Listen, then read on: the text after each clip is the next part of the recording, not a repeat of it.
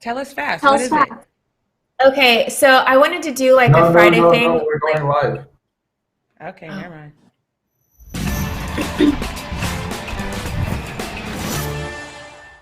Hello, everybody. Happy Friday. Thank you so much for joining us today. I was about to say, I was mixing up my words. Tuning in, joining us. I was going to say juning in. Doesn't make sense. Anyway, you guys subscribe to our channel, tap the bell for notifications, give this video a thumbs up, leave a comment below. I am clearly very ready for the weekend. I can't even think straight. Here's the Fumble Squad. I'm Devin Howard. You can find me on Instagram as @DevinHoward. I'm Jackie Ray. You can follow me everywhere at JRay the Fanatic. Hey, what's up, y'all? It's your girl, Britt. You guys can follow me on all social media at I am Britt Johnson. Okay, you guys, so today the NBA preseason starts, which is very exciting. I know. It feels like we literally just... What? What? Clippers versus Lakers tonight. Yep. Yeah. And a game that doesn't count, Britt. I have to make sure you know that because I don't want you coming over here on Monday. We're champs. We're champs.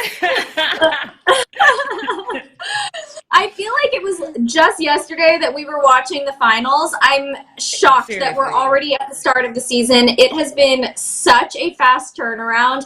I mean, I'm excited, but I wonder how all the athletes are feeling, especially the Lakers, the Heat, the people who are just in the bubble. I wonder if they're feeling like, okay, yeah, it's time, it's ready to go, or if they're like, damn, I wish we had a little bit more time to recover. What do you guys think is going on through their heads right now?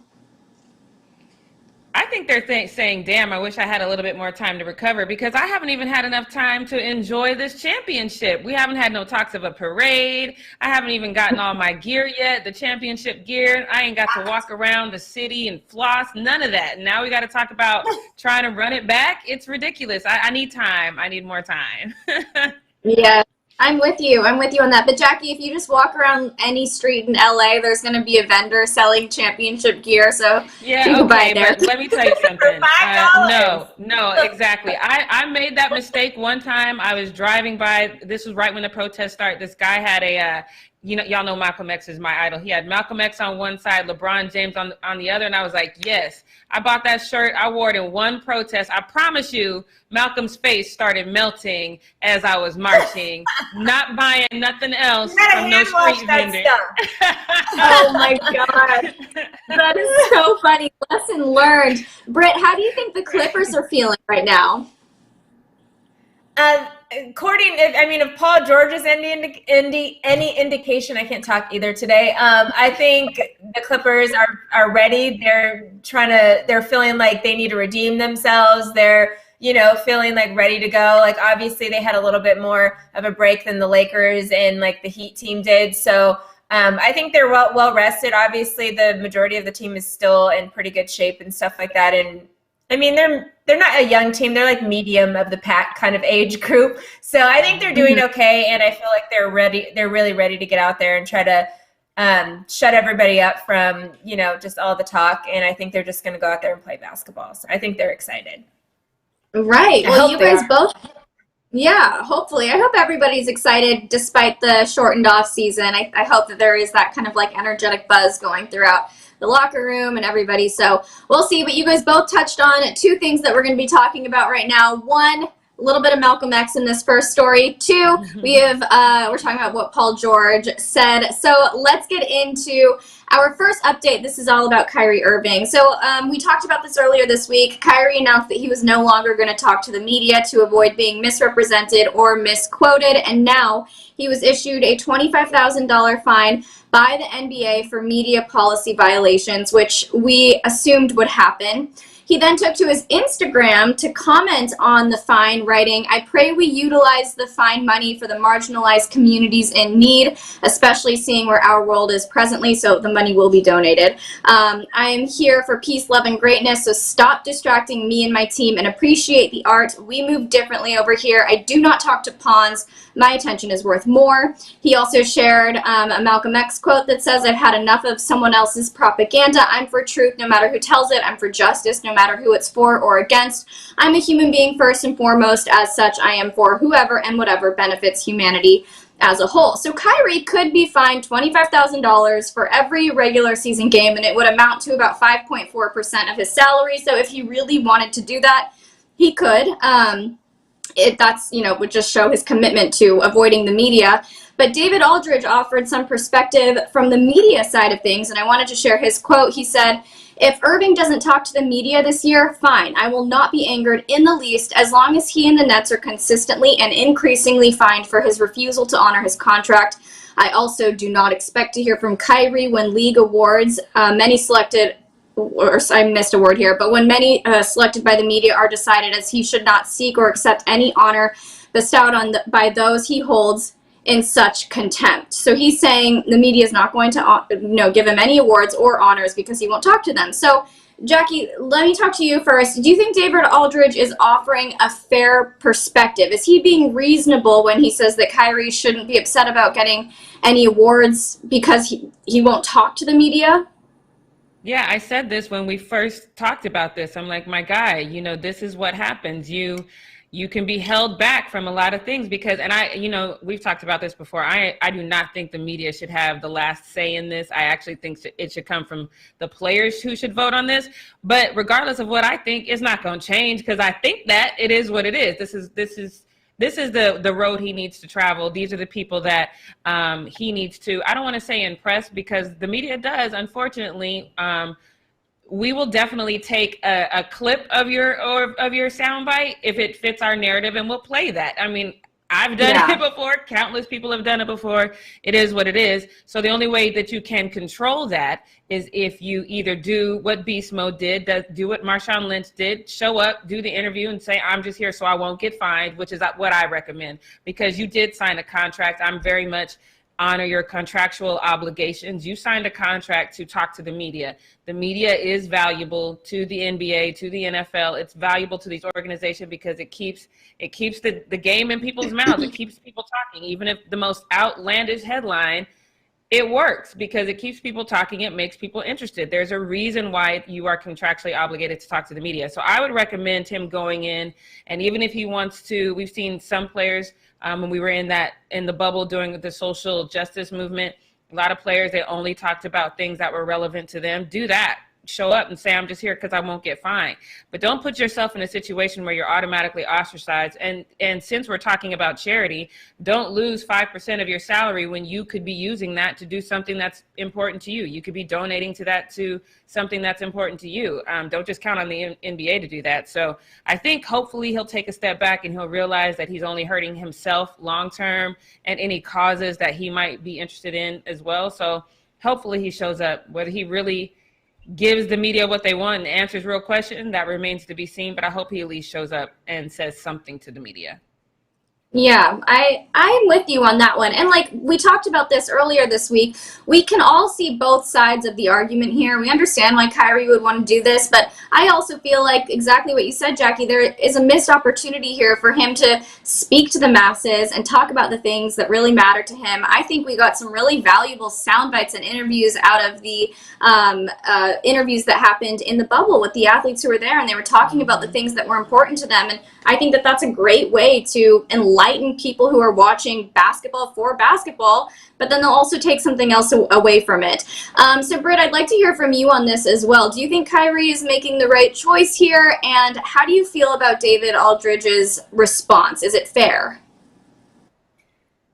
David literally just admitted that we have favorites in the league based off people's personalities and not based off of their skill. So I think actually that was a bad quote for him to say. I think that was horrible for him to say because now everything that we have always thought anyway, which is why we don't like the fact that the media is the only ones that are not, they're not the only ones, but they're part of the reason why certain players continually to get voted in certain with certain awards and stuff like that. And he literally just admitted there that, oh, well, fine, if you're not going to sit with us, then we're not going to vote for you, even though you might be the best one that we should pick. Well, you're not sitting with us, so we're not voting for you. He literally just, that was honestly stupid of him to say.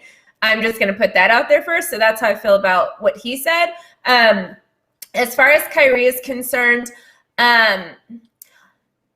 I I feel like we're at where we are going to need to reevaluate sports and what everything is, because in how it connects with the media and stuff like that, because we're not in the media age anymore. All of these, we just talked about ESPN having to fire all these people and this, that, and third, because athletes don't need the media to now have a platform, and their platform does not need to be turned into the media story. It can be their own story now, because we have social media, YouTube, players have their own channels now. They have different things where they can actually say whatever they need to say and have millions and millions of followers, more followers than watch TV. People don't watch TV anymore anyway. People don't follow and people only follow the certain media personalities because they want to hear little clips from what different athletes are saying, but then they can also just follow the athletes. So it's at a weird point where we're in a situation now where before it was like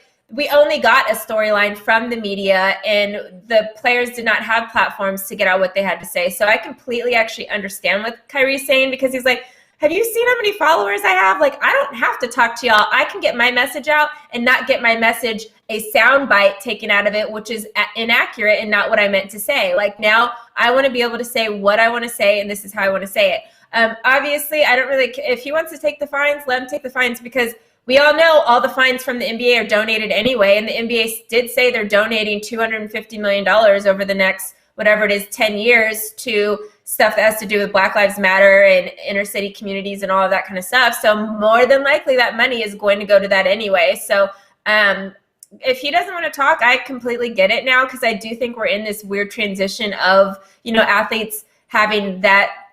They don't have to go to the media in order to get a story across. Like, I remember a little moments, even in the Last Dance, when they were like, Michael Jordan was like, oh, I did an interview with this person because I needed to clear this up. You don't have to do that now. You can just do that on your own platform and say whatever you have to say without worrying about something being, construed in a certain way or a story being twisted in a certain way. So if he doesn't want to talk, I get it. That's what he don't got to talk.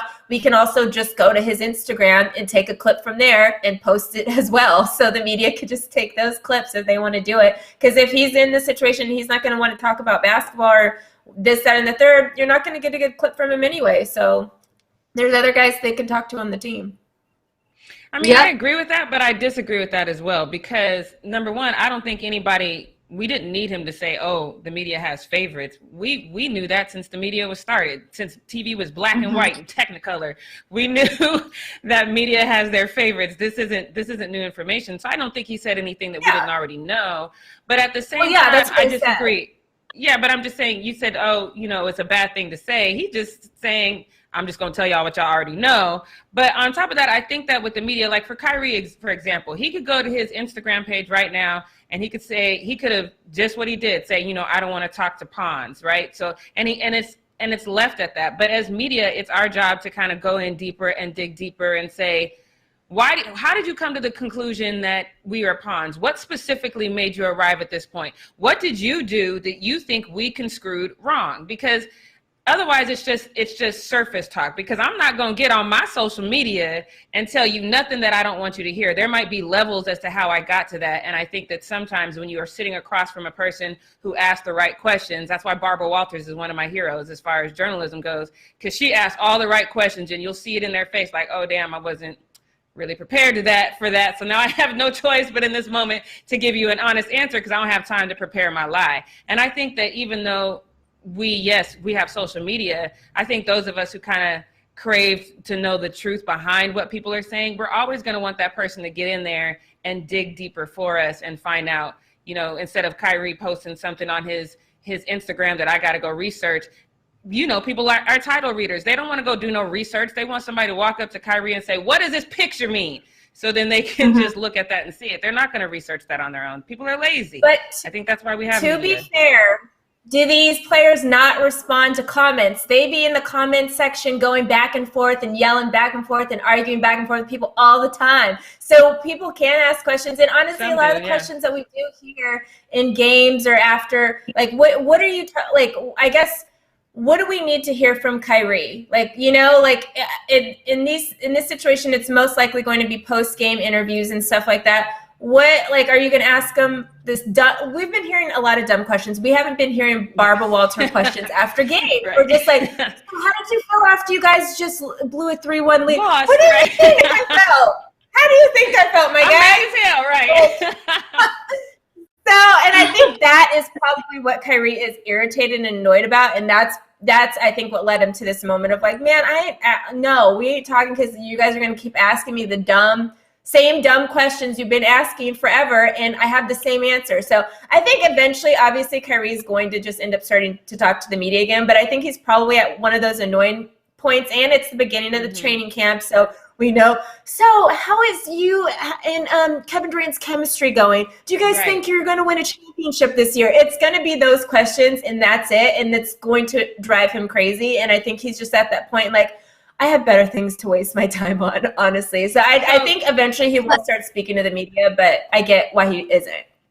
Do you think if journalism evolves then and goes deeper and doesn't ask those dumb questions and starts saying, hey, let's talk about some things you want to talk about, then you wouldn't have pissed off Kyrie's in the world?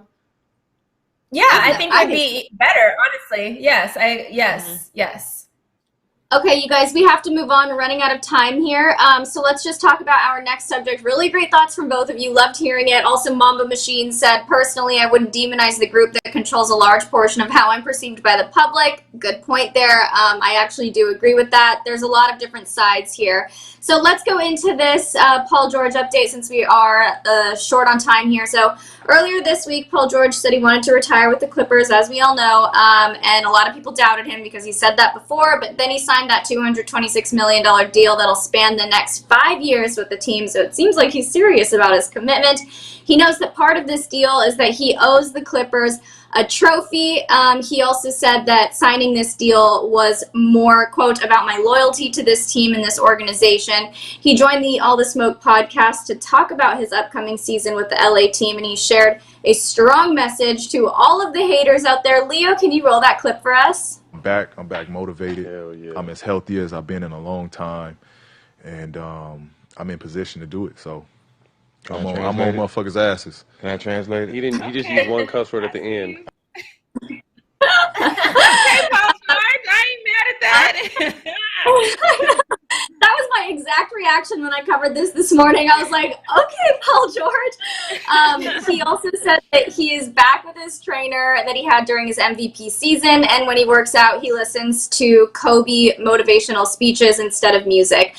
So, Brett, I'm just going to ask you about this really quickly since we got to get into the post-up. Do you think that Paul George should stop making promises? Does it end up being too much pressure for him, and then he looks kind of silly when things don't go the way he said they would? For example, retiring with Oklahoma City or winning a trophy for the Clippers. What do you think about that? No, because the OKC thing, that was not his fault. They traded him. Like, I think he full intended to stay there. And he is, like I said this yesterday, he is a loyal guy, and he is going to, like, figure out whatever he needs to figure out. Obviously, we saw the worst of Paul George in the bubble. He mentally wasn't there. He was checked out. He was just, and he spoke about that. He was very depressed in that situation. And honestly, it switched onto the basketball court. But I think because he is such, he kind of like his play is determined by his emotion. It's been like that ever since he was at Fresno State. And I think his emotion now is like that Mamba mentality, which is what, you know, he's been, like you said, listening to Kobe Bryant stuff and like just getting his mind in that frame or whatever. And I think that that's going to transition onto the basketball court because, I mean, we all know, me and Jackie have talked about him being one of the better two-way players in the game, and he fell off huge in that bubble situation. And really I spoke during when we were talking about, a lot of those games were not Paul George playing terrible. People were just trying to hate on Paul George, but we could go back to that later. But anyways, I think he has something to prove more to himself, and he's kind of speaking it into existence himself. And we all learned, LeVar Ball said, if you speaking that stuff into existence, it's going to come true. So I think he's just going to focus on that and keep that mentality. And I think it's going to work out well for him because whatever energy he's feeling and portraying out, that's how he ends up being on the basketball court. So I think it's going to be good. Exactly. The law of attraction. I'm a big believer in the law of attraction. So Paul George is definitely making use of that. Real quick, that's why the All the Smoke podcast is doing so well, though, Britt, is because of what we just talked about, the dumbass questions from reporters. All the Smoke players can go on there and be their authentic selves with players who understand what's going on. They can get real questions, real insights, things that they want to talk about. That's why that show is doing so well, because it's a whole different perspective. Absolutely. Yep. All right, you guys. Well, here on the Fumble, we don't ask stupid questions. We ask great questions. We dig deep, so don't lump us in everybody else. On that note, let's wrap up Need to Know News. Jackie, can you take us into the Post Up? Yes. It's time for Post Up, still in a pandemic edition. We don't ask stupid questions, but we will talk about you if you give a stupid answer. But that's not what's going to happen first, because you remember yesterday when LeBron was trying to focus on not the pain of the ice bath. He was trying to focus on the music instead. Well, wherever he was with that, I don't think they had more than one ice bath, because I think he wanted to hang out with AD, and so they could endure this ice pain together. But maybe that room didn't have more than one, because look at where they end up. Marquise Morris found them, and they are not inside. Check this out. Parking lot, look at them. Two twins, look at them. Ice bath, though. He's in the parking lot. Not even talking to each other. Because they're in ice. That is painful. I ain't got nothing to say right now. I'm trying to concentrate. LeBron is at least on his phone. AD is like, oh, God. In the parking lot, though, that is hilarious to me. Somebody didn't show up, though, because I know y'all saw that there was a third tub in the back. Somebody else is supposed to be out there enduring this pain with them, and they was like, nah, I'm not going to do it. I thought that Marquise was hilarious. supposed to be over there. He probably is, and he's like... He's scared. He's like, I'm just going to film y'all. Just I'm going to get you. So I think Archie, our producer, Devin, and Britt can all relate to this next one, because they have all had to move recently. It's not fun moving ever. But Russell Westbrook, he is officially moving into the Wizards locker room, and Bradley Beal feels like it's too much. It's too many boxes. He's taking over. Take a look at this video. Well, y'all just want y'all to know Russ is officially taking over the locker. Look at all these damn boxes. We can't even walk in here. With the why nots in there. Yep. I clearly have been watching too much TikTok, because I felt like Russ was going to jump out of one of those boxes at any moment and scare Bradley Beal. And then when it didn't happen, I was like, wah. But whatever. I still love to see Russell getting settled into his new space. He seems really happy. I don't know if you guys follow him on Instagram, but he seems really happy and at peace and content, and I am very, very happy for him as well. Moving on to Evan Turner. Now, you guys know he joined the Celtics as an assistant coach for this upcoming season, but he has not shown up to practice yet. Brad Stevens, the head coach, says he will start sometime soon, but he didn't give any other information other than that. And then Evan took to his IG page to post this photo with the caption that I'm a Chicagoan till Chicago ends, till we blow like Chicago win. And then Jason Tatum, as you can see right there, he replied, okay, so when you come into practice, and which I think is a fair question. Why are you out here posting these pictures and you ain't been in practice? That's a fair question. And then Evan replies with, don't do me like that. I'm working remotely. No, fam, this is training camp. You can't work remotely. I don't know, Britt. It's training camp. I'm trying to understand. Explain this to me. I mean, I get it. He can work from home. Maybe what if he does have COVID and he hasn't came yet because he has COVID? And so he doesn't want to announce that he has COVID. So he's just like, hey, chill, my guy. I'm working from home. Okay. Maybe he has COVID. Or so his test hasn't cleared yet. I get it. All right. It's a slide cover up. I'm with it. Because otherwise, stop taking these pictures and get to practice. It's ridiculous. Okay, this one is going to be fun, you guys, because this one, again, I think was probably done by an intern or just somebody who wasn't paying attention. So the Junior NBA did a Guess Who challenge. So I'll admit, when I first saw this, I didn't really recognize it. So let me show you guys this. So they post this that said, guess who? Now then when I read the rest of it and it says it's a family affair, then I immediately felt like I knew who it was. But if you didn't guess it from all of that, then if you were looking at the picture to try to find out who it was, I'm going to show you this next picture, because they literally tagged who it is in the picture. Do y'all see that? Oh my! Do y'all see the tag? What kind of guessing challenge is this when you tag in the person it is in the picture? This is why I'm telling you, it's interns. It's when the interns attack. I'm trying to tell you. But also, can I just add you can tell that it's LaMelo. I mean, I know that he's tagged in it, but you can tell that it's LaMelo based on the mouth. His mouth is so distinct. It's so obvious. Mm-hmm. Right. I didn't get it immediately. When it said family affair, I knew immediately because then I recognized the mouth. But then I was scrolling down I was literally only taking the screenshot for the show. And then I was like, hold up, did they just, this is tacky. Right. So lazy, like just, you could have just actually, you're doing more work to tag somebody. Like, right. Yeah. Do less. Extra. All right, so we already talked about reporters. Now, Rachel Nichols is one of my favorite reporters, but I think she had one of these moments because she's out here pressing Jimmy Butler for information about who else? James Harden. But I got to tell you, I love everything about Jimmy Butler in this situation. He is another one that's looking happy and content. But for me, this is a what we not going to do moment because what we not going to do is keep asking him this same question, but he was with it. He was just happy. And so look at this moment in time where Rachel Nichols asked him about a post that he liked from James Harden. What did you like about that post, Jimmy?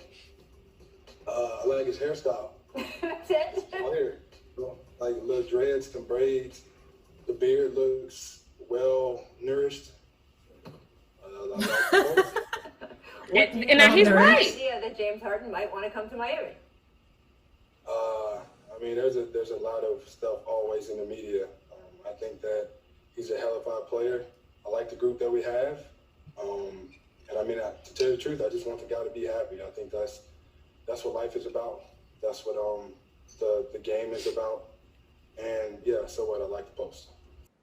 Yeah, so what? I like the post. I like how he left it at that. But what I didn't like is when Rachel Nichols started pressing him about the time that he requested the trade from Minnesota. And then she asked him, hey, are you having any flashbacks of that? Clearly, she can see that Jimmy's happy. That was a ridiculous question to me, even though I like Rachel Nichols. But again, Jimmy nailed this response as well. So take a look at that. Here, I'm locked in on the Miami Heat right now. I'm telling you, I like James. He's a friend of mine. I just want him to be happy. I do.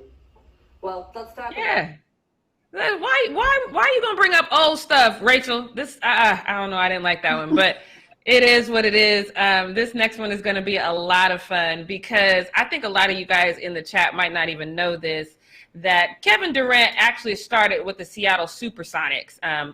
Some of y'all don't even know who the Seattle Supersonic is, but look at him. He definitely grew into his body because look how little.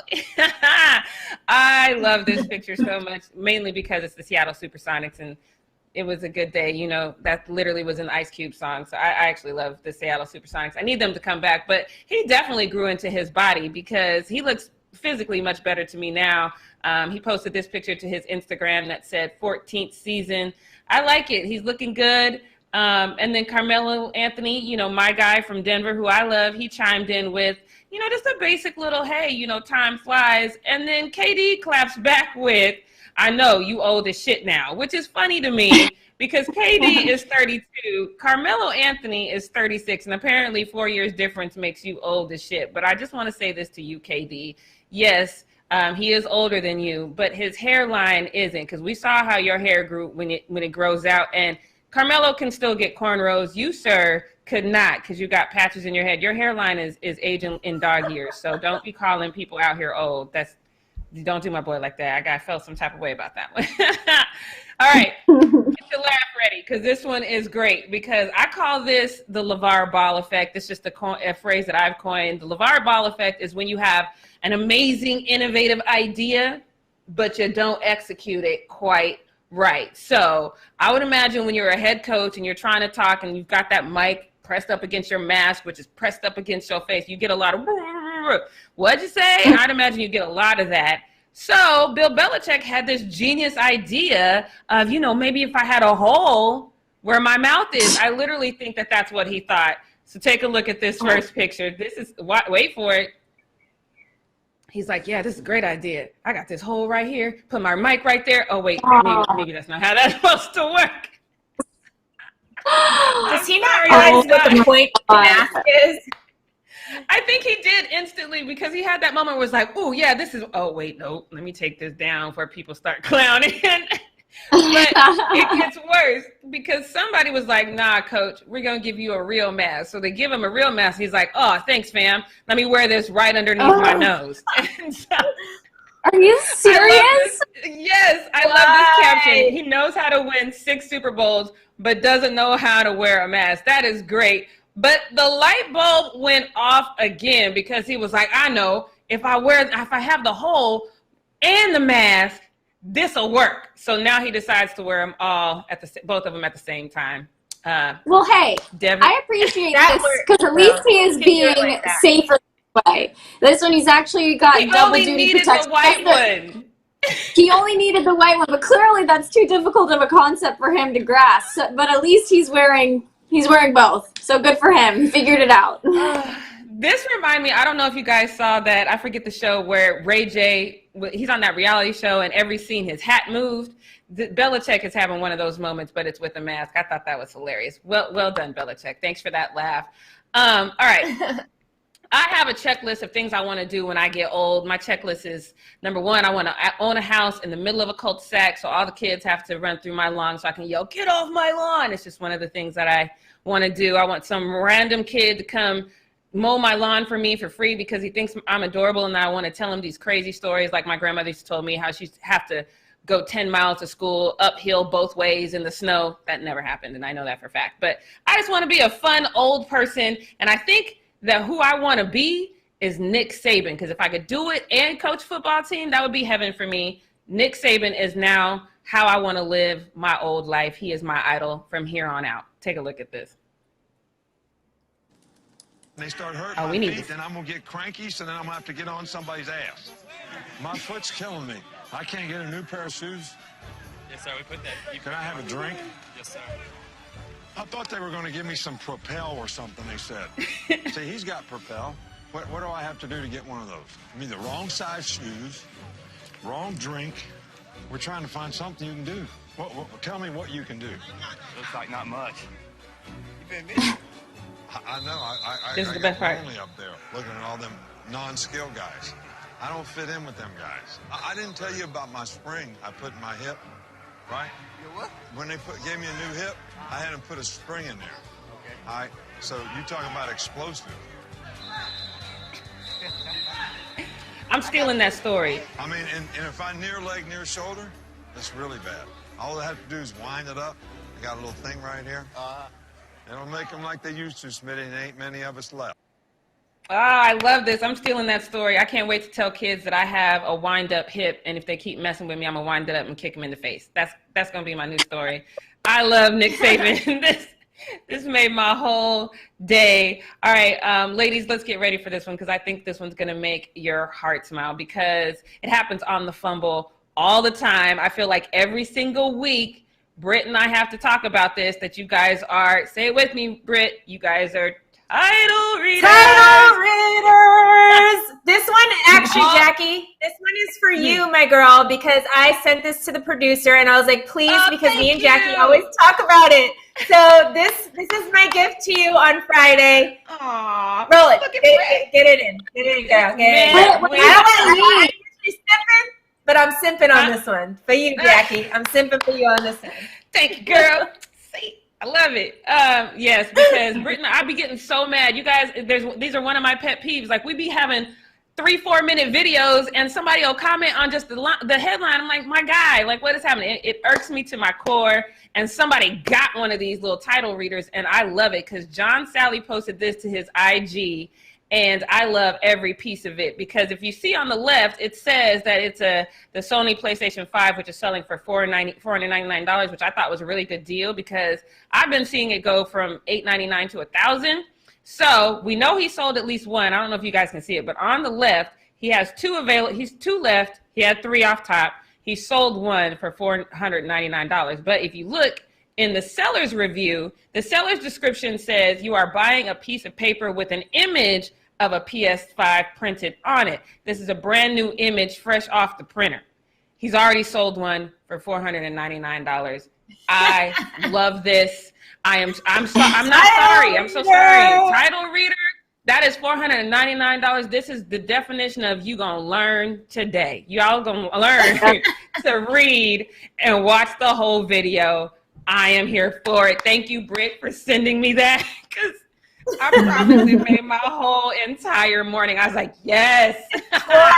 Classic. I was like, oh my gosh, this isn't like the perfect, like, this is what you get. You're going to learn today because you're a title reader. Today. Because literally he says it in the description. Like, he says everything in the description. So he ain't, you know, liable for no lawsuit or no weird thing. No, you paid $499.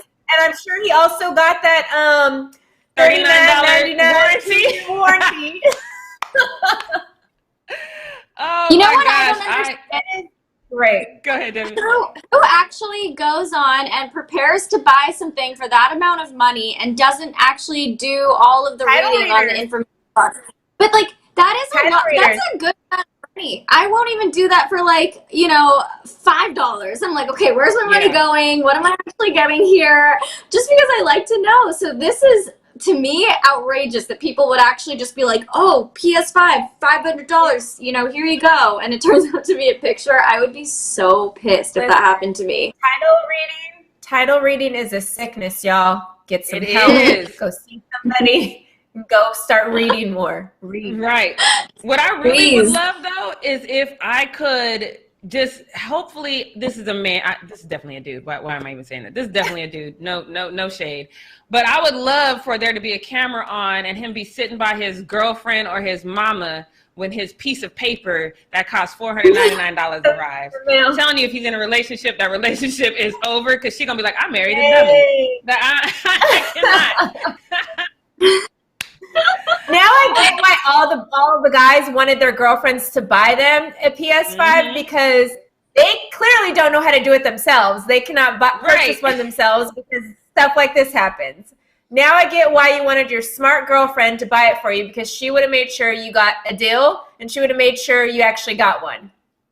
I get it. I get it now. Yes, because I actually this is a true story. I actually dated a guy one time. My couch was old and it was a piece of crap. And he was like, babe, I'm going to buy you a new couch. And I was like, oh, okay, cool. He's like, I got a great deal. So the couch arrives with 3 legs. So it's like, so you can't even sit on the couch. So I'm like, what the hell is this? He shows me the screenshot of the purchase because he wants me to send it back. I'm like, first of all, I'm not sending this big ass couch back. You bought it. Second of all, he shows me the screenshot. In there, it says, great couch, like new, needs a third leg. Needs another leg. It said that in the description. That's not like new. But that's also not like new. How all you had to do was read it, though. This guy's then.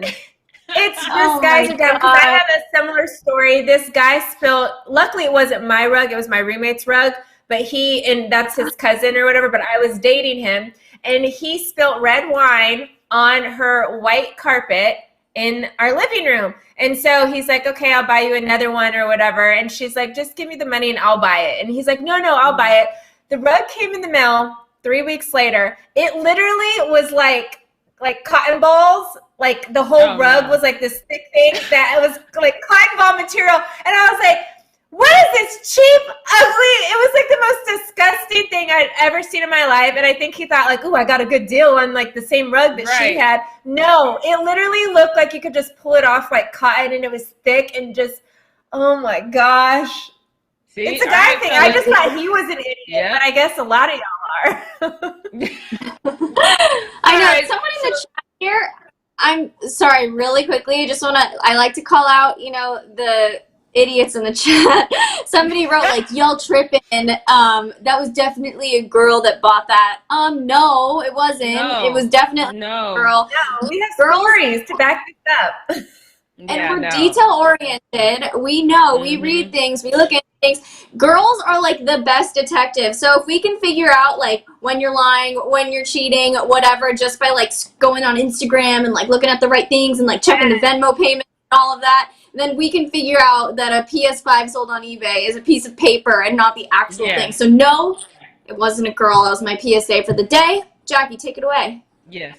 That guy that says that, he doesn't even know. He left his ID laying around, and his girl's already done a background check on him because that's what we do. So that's it for Post Up. Now it's time to get into what we not going to do, because this one is actually, it's pretty sad for me. But I think sometimes you just have to kind of, accept the truth, accept the situation as it is. I don't know if you guys watched the game last night. Hopefully you did. But if you didn't, I'm not mad at you because it was kind of slow and boring. But last night, the Patriots lost to the Rams 24-3. It was a lot. On paper, Cam did not look horrible. He didn't look good, but on paper, he didn't look horrible. He finished 9 of 16 for 119 yards. And when you match that up to Jared Goff, like I said, it's not horrible because Jared was 16 of 25. So Cam completed 56% of his passes. Jared Goff, 64, only 8% difference. But the big difference is that Cam did not throw one single touchdown in that game. They both threw one interception, but Cam's was intercepted and returned 79 yards for a touchdown. So it's one thing to throw an interception. It's one thing to throw an interception and cost your team points because of it. So there are a lot of us in the world. There's a lot of Cam fans in the world that we're looking at this situation and we think, okay, there's a lot of things wrong with the Patriots. All of this is not Cam's fault. That is actually true.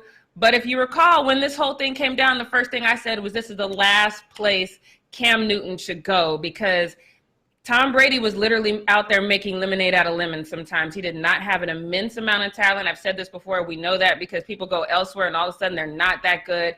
And you're stepping, regardless if he had great talent or not, you're still stepping into a situation that is used to winning. You're stepping into a franchise that literally booed Tom Brady one time because he had lost, I think it was 2, maybe 3 games in a row, I don't remember.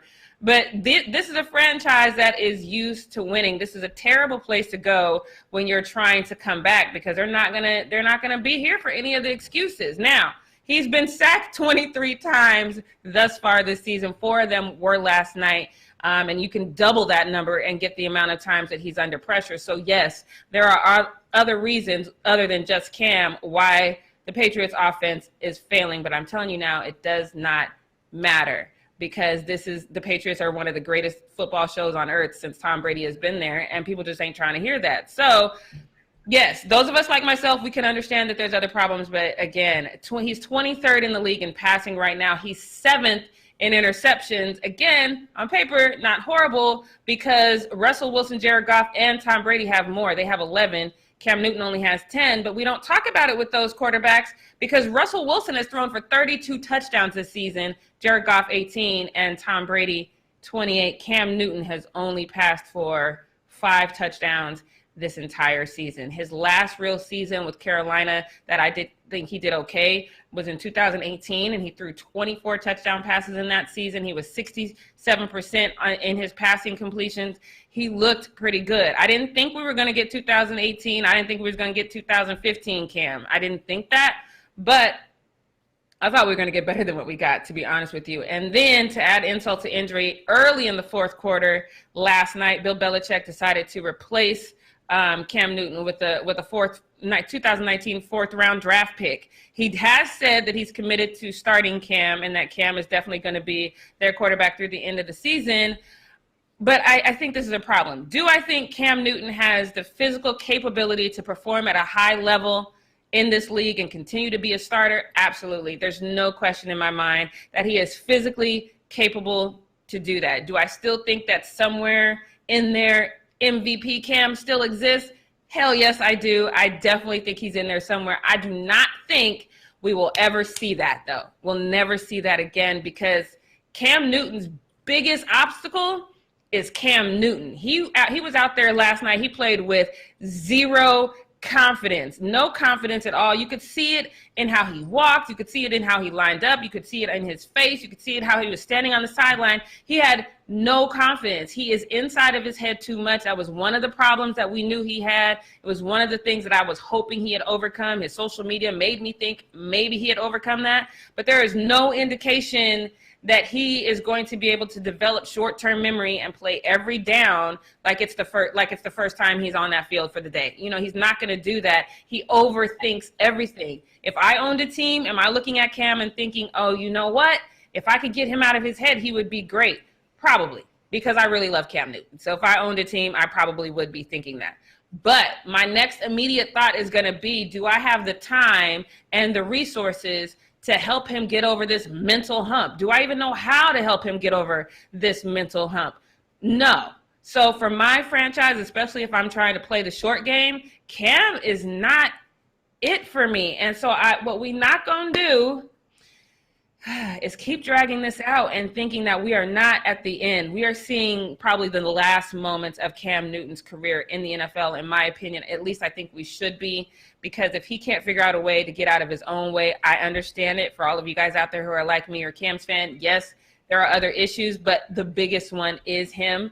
But I don't think it's possible that his football career as a whole isn't over, because I did think that the Dallas Cowboys made the dumbest move ever when they made Kellen Moore their quarterback coach and their offensive coordinator, because in my head I was like, how the hell are you going to give this man this job where he's in charge of something that he couldn't even perform well enough to get the starting nod for? So I was like, that's the dumbest thing in the world. But that's that old saying, right? Those who can do, those who can't teach. So maybe Cam would be really good to help other young quarterbacks coming into the league understand that, yes, don't be your biggest obstacle. These are some of the things that I overcame. I think he can be very beneficial in that aspect, or he's attractive enough. He could definitely be, a commentator, or he can pursue a job in broadcasting.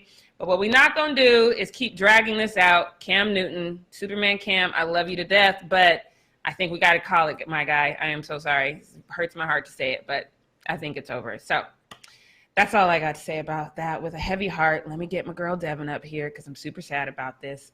Because now, yeah, wow. Way to intro us into Brit's take. It was like very depressing. Jeez. I know, and I'm super sad about it because I do love Cam, and I hope, maybe I'm wrong. Maybe all of a sudden he gets this second win, but if we haven't seen it by now, I don't think we'll see it. So on a good note, he's still very attractive, and he might cut his hair and get a reporting job. So yay! Yeah. All right, so that's all I got. Okay, sorry. Let's go. Right, no, that's all I got. So now it's time for Brit's takes. Brit's takes. All right, guys, we are going to pump up the energy up in here because Jackie just turned it all the way down. All the way down. I'm sorry. Sheesh, my guy. All right. And you kind of pulled a Chris Clark, Jackie, I do want to say, because remember when you got mad at Chris when he ended Post Up on a sad note, and then you just did that to me? Dang, sis, and I simped for you today. I was you gave me the gold too. Damn, all right, I owe you. Just put it on my card. I owe you. For sure. Tune in on Monday, y'all. Tune in on Monday because I need to get some love from Jackie on Monday. Okay? You're right. I take that. All right, guys. We are going to get into this Brit's take for today. This is a very exciting, amazing story that I am going to share with you guys. Y'all know I love money. Y'all know I love Black people. We combine in them today because the Atlanta Hawks decided to do something super amazing. So the Atlanta Hawks, you guys remember back in 2014, had tons of issues. Their GM, Danny Ferry, was saying all these racist remarks. Their owner had released these emails and stuff because he was technically trying to prove that he was a racist so he could sell the team, because the NBA was trying to block all these things and wouldn't sell to certain people and this, that, and the third. So he was trying to basically get rid of the team. He wanted nothing to do with the Hawks anymore. He was trying to sell it. So he was trying to do a Donald Sterling and get himself kicked out of the NBA, which worked because in 2015, Tony Resler, along with Grant Hill is also part owner of the Atlanta Hawks now, if you guys didn't know that, since 2015, and 4 others decided to purchase the Hawks.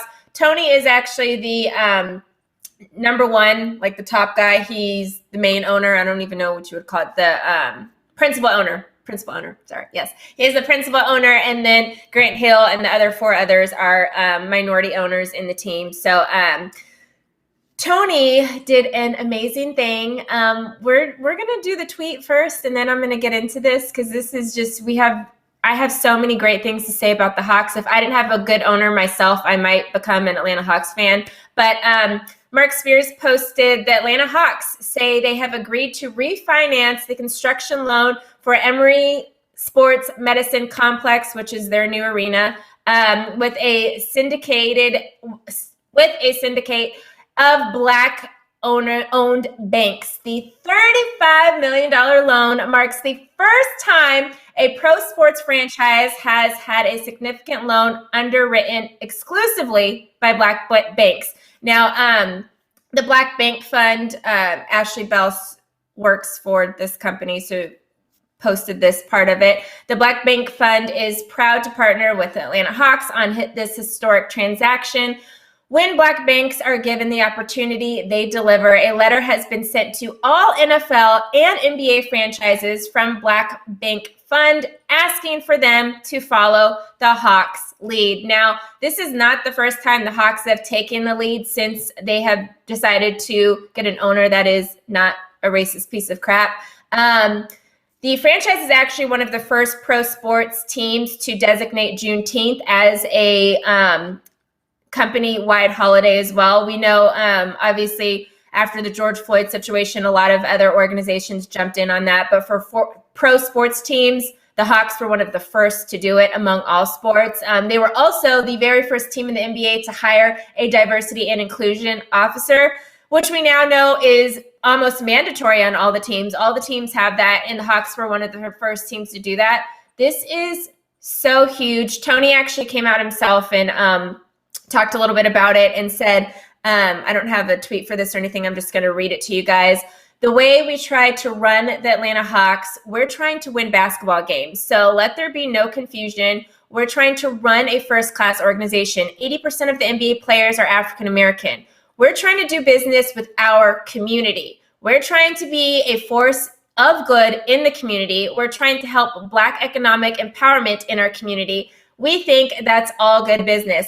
This is good on so many levels because not only is this like great for the Black community and he's uplifting the Black community, but the stereotype of him himself, because we talked about it earlier about way earlier about the stuff Nick Cannon had said and Deshaun Jackson had said about Jewish people and their banks and them, being greedy and using all this money for themselves. Guess what? Tony is Jewish. So this literally proves that stereotype wrong if you guys are still believing something like that anyway. It's so awesome that he decided to put all the rest of the remaining loan into the Black community banks, which is literally money in Black people's pockets. This is tons of honestly, I personally don't bank with a Black bank. And now I'm like, maybe I should be doing that. Why haven't I not been doing that yet? And to think that the Atlanta Hawks have kind of led the way in so many ways. And they've kind of gone under the rug by doing this, by the diversity and inclusion officers, by doing the Juneteenth thing, which they've actually had in place for a couple years.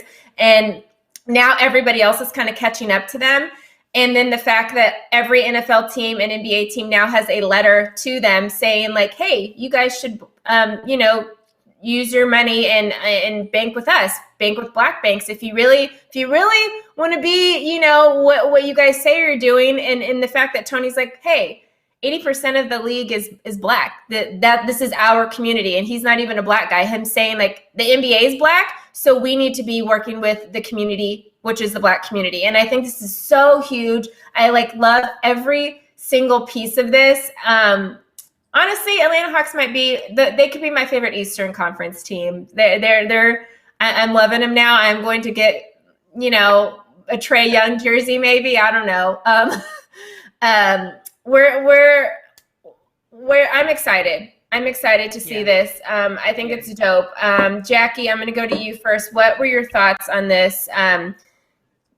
I think it's huge. I'm just so excited. So what are your thoughts on this? And do you think any other NBA and NFL teams are going to follow suit eventually? I mean, first of all, shout out to you for bringing that energy all the way back up, because this is such great news, and I was super down about the camp thing, but this definitely brought me back up. And yeah, I totally agree with everything that they said. It doesn't make sense. One of the biggest things that affect the Black community are the it's economically not, it's disproportionate to the rest of the country. And I think people miss how important economics are to the Black community, because Kamala Harris, and I'm not a fan, but I'm starting to be. She said it best. She was like, when you talk about, defund the police and what that means, when you're talking about upper middle class communities, they don't have the police presence that they do in the inner city. And the reason for that is because they know where their next check is coming from. They know the rent's going to be paid. They own their own home. They have economic empowerment, and economic empowerment leads to higher education, which leads to, getting great jobs, and then obviously lowers the crime rate. So this is just a huge nugget. I think he's absolutely right with the fact that, when we're talking about leagues that are predominantly Black, it's almost like it should be your desire to give back to the community that's giving so much to your organization and actually making your organization what it is. And you should want to make sure that the generations to come, like LeBron has a Nike commercial that says that, like, what if there was no more humble beginnings? Like, what if you had an even higher pool of people to pull from, because now they can afford to put their kids in these camps? Because I know for a lot of kids, when I was mentoring, one of the things I used to always try to do was help them get uniforms and stuff, because a lot of these schools are having to charge the family for, when I was a cheerleader, we had to pay $50 for my uniform because it was kind of just included, so it was like with the inner city kids, they don't have the money. So when you start putting money back into these communities, you're widening your pool of people that could participate in your franchise. And this warmed my heart all the way up. And I'm glad that you pointed out the Jewish aspect, because I think that that's another stereotype that we need to start to combat as well. So this is a good Friday. I'm happy right now. Right. Yeah. Devin, do you want to add anything, any thoughts on this news? Well, this is obviously such great news. I love seeing a team put their money where their mouth is, and I would love to see other teams follow suit. I think that this is really exciting. And Britt, I had the same thought when I saw this story this morning. I was like, I should be banking with a Black bank too, but I'm not right now. But it's like something that I didn't even really consider before, but now seeing them do this, I think that it's really awesome. I'm super happy about this. This is a step in the right direction. We are seeing progress, even if things are moving slowly, but it definitely reaffirms my optimism. And I think it does the same for you, Britt, because we are both two very optimistic people on the channel. I will say this, though, when you decide to bank with a Black bank, let me just let you know right now, you need to have a level of patience, because they don't, unfortunately, have the resources of, say, like a Bank of America, Wells Fargo, things of that nature. So it's going to take you a little longer, because I bank with a Black bank. It took me a lot longer to get my debit card. I actually wanted to set up my business account with them. They don't have what I need to set up that business account, but I had to get my personal account in there with them. But you have to have a level of patience, because they're kind of working upstream. They don't have the same resources. So be patient. Yeah. That's all I'm saying. Well, it's the same thing with like the more people that, the more that we start to bank with them, and to, like, the banks that are benefiting from this Atlanta Hawks thing, they're going to now have more resources, have more money, have more like stuff in order to be able to compete with the big banks. Yeah. Devin, what were you going to say? I love it. Oh, I was just going to add that it's like the same thing when you shop from a small business. Shipping times might be longer because you're not ordering from Amazon or Walmart or whatever. So it's the same kind of thing. You got to support the people when they're not at the top, when they don't run the world, to give them those resources. Exactly. But you guys, I want to go into the weekend. I am so excited. I obviously need the weekend based on how I introed our show today. So subscribe to our channel, tap the bell for notifications, give this video a thumbs up, leave a comment below, and we will see you guys on Monday with another live show. Weekend Zone is coming out tomorrow, so make sure you check that out. Wash your hands, wear a mask. See you guys later. Have a great weekend. Stop small businesses. Woo! Yes.